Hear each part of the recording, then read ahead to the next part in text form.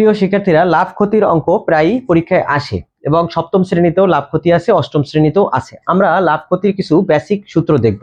দেখো, লাভ সবসময় হচ্ছে, আমি যদি একটা পণ্য, ধরো যে কেউ, তুমি বা আমরা, যেই একজনে একটা পণ্য কিনে নিয়ে আসছে, সে কিনে নিয়ে যে টাকায় আসছে সেই টাকাটা হচ্ছে তার ক্রয় মূল্য, আর সে যদি বিক্রয় করবে যে টাকায়, সেটা হচ্ছে তার বিক্রয় মূল্য। তো আমরা লাভ হিসাব হয় কিভাবে? ধরো একজন আম বিক্রেতা রাজশাহী থেকে আম কিনে নিয়ে আসছে, 1 কেজি আম তার 60 টাকা করে পড়ছে, এবং সে নিয়ে এসে এই ঢাকায় বিক্রি করতেছে 80 টাকা করে। তার মানে হচ্ছে তার কি লাভ হচ্ছে না লস হচ্ছে? অবশ্যই তার লাভ হচ্ছে। কেন লাভ হচ্ছে? কারণ সে কিনে নিয়ে আসছিল 60 টাকায় আর বিক্রি করলো কত টাকায়? 80 টাকায়। তার মানে হচ্ছে তার 20 টাকা কি লাভ হয়েছে। তার মানে লাভ যদি হয়, এটা তার কি ক্রয় মূল্য, এটা হলো বিক্রয় মূল্য। তাহলে লাভের সূত্রটা কি? দেখো, লাভের সূত্র হচ্ছে বিক্রয় মূল্য। বিক্রয় মূল্য থেকে ক্রয় মূল্য বিয়োগ করলেই আমরা পাবো লাভ।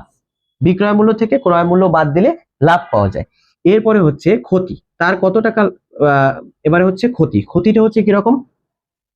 সে আম কিনে নিয়ে আসছে ঢাকায়, ধরো 60 টাকায়। সে আম কিনে নিয়ে আসছে কয় টাকায়? 60 টাকায়। কিন্তু পথে বসে তার আম মনে করো নষ্ট হয়ে গেছে, বা কোনো ভাবে সে বিক্রি করতে পারতেছে না, তখন হচ্ছে সে 50 টাকা করে বিক্রি করে দিল। তাহলে তার ক্রয় মূল্য কি বেশি ছিল, কেনা বেশি ছিল, এবং বিক্রি করছে কি কম টাকায়। তাহলে ক্ষতি হচ্ছে কি ক্রয় মূল্য বিয়োগ বিক্রয় মূল্য। ক্রয় মূল্য থেকে আমরা যদি বিক্রয় মূল্যটা বাদ দেই, তাহলে ক্ষতি আমরা পাই। এটা হচ্ছে লাভ এবং ক্ষতির সূত্র। তো এই সূত্র দ্বারা আমরা অনেক অঙ্ক করব। এরপরে হচ্ছে যেটা, যে শতকরা লাভ যদি বের করতে হয়। দেখো, শতকরা লাভের ক্ষেত্রে সবসময় মনে রাখবা যে লাভ বা ক্ষতি, লাভ বা ক্ষতি ক্রয় মূল্যের উপরে হয়। কিসের উপরে হয়? ক্রয় মূল্যের উপরে হয়। এই লাইনটা কিন্তু খুব ইম্পর্টেন্ট এবং এমসিকিউতেও আসে। ক্রয় মূল্যের উপর হিসাব করা হয়। লাভ বা ক্ষতি কিসের উপর হিসাব করা হয়? ক্রয় মূল্যের উপরে হিসাব করা হয়।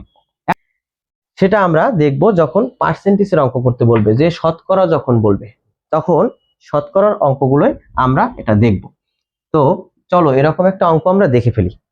দেখো, এখানে একটা অঙ্ক আছে, একটি শার্টের ক্রয় মূল্য 600 টাকা হলে এবং বিক্রয় মূল্য 660 টাকা হলে শতকরা লাভ কত? তার মানে হচ্ছে এই একটি দ্রব্য সে কিনে নিয়ে আসছে, ক্রয় মূল্য হচ্ছে 600 টাকা, এবং যে বিক্রেতা সে বিক্রয় করছে 660 টাকায়।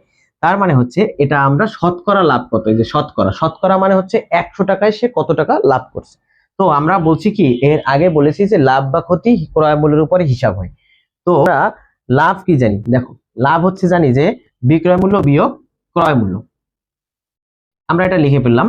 তো এখানে হচ্ছে 60 টাকা, লাভ কত টাকা? 60 টাকা। এই লাভটা কিসের উপরে হয়েছে? এই লাভটা হচ্ছে ক্রয় মূল্যের উপরে। 600 টাকায় এই লাভটা হয়েছে। তো আমরা লিখবো 600 টাকায় লাভ হয়, 600 টাকায় লাভ হয় কয় টাকা? সে 600 টাকায় কিনে নিয়ে আসছে, লাভ হয়েছে কয় টাকা? 60 টাকা। 600 টাকায় লাভ হয় 60 টাকা। অতএব 1 টাকায় লাভ হয় কত?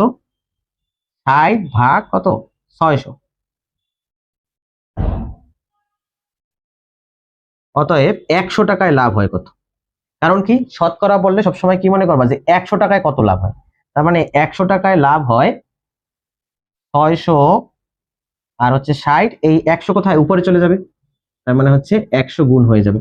এই শূন্য কাটা গেল, এটা কাটা গেল, থাকবে কি 6 অক্ষে 6, 6 10 60। তার মানে 100 টাকায় লাভ হয় কত? 10%। এই পার্সেন্ট অনেকে দিতে ভুলে যায়, কিন্তু পার্সেন্ট অবশ্যই দিতে হবে। কারণ কি, 100 টাকা মানে শতকরা কত লাভ হয়, তার মানে 10% লাভ।